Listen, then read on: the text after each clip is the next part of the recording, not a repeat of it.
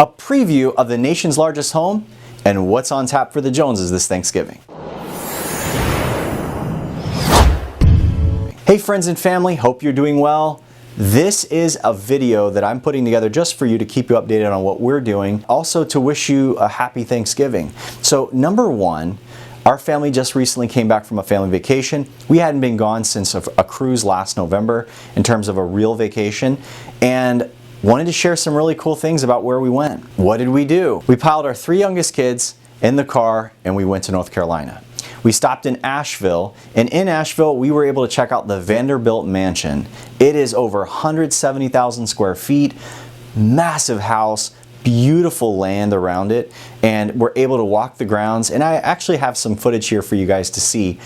I would tell you, of this entire tour, the most favorite thing for me was the dining room. I just really kind of saw the vision for the builder here in this particular room. I thought it was absolutely gorgeous. The billiard room was cool. It was just opulent. I mean, it was a massive house. Some of the things that really struck, you had great rooms and larger living areas in this room that were biggest that I've ever seen in my life. I mean, I think some of them were probably 50 yards long. I mean, you just had really expansive space, but it was a really cool site. I mean, very, very nice. The family still owns the property, if you're wondering, and they've done a great job of keeping it up. The grounds are just absolutely beautiful.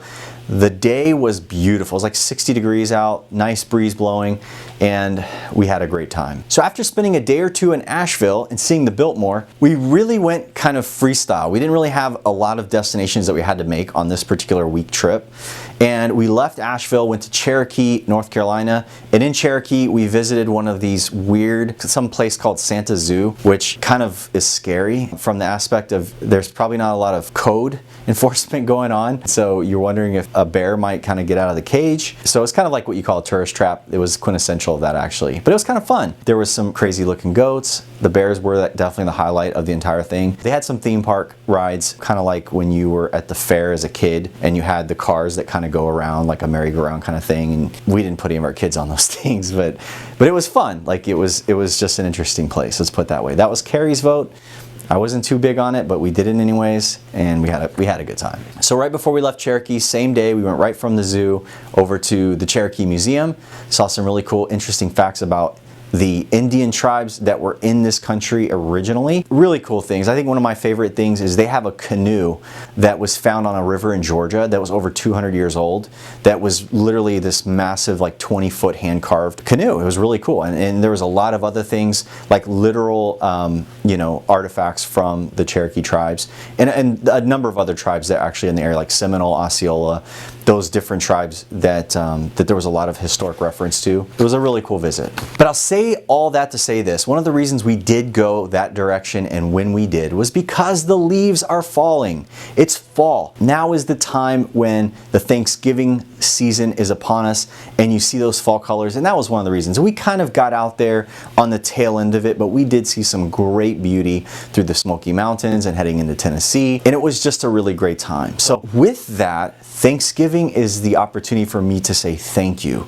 Thank you, thank you, thank you. So many of you constantly remember to send friends to me, to send family to me for their real estate needs, and my team and I can't thank you enough.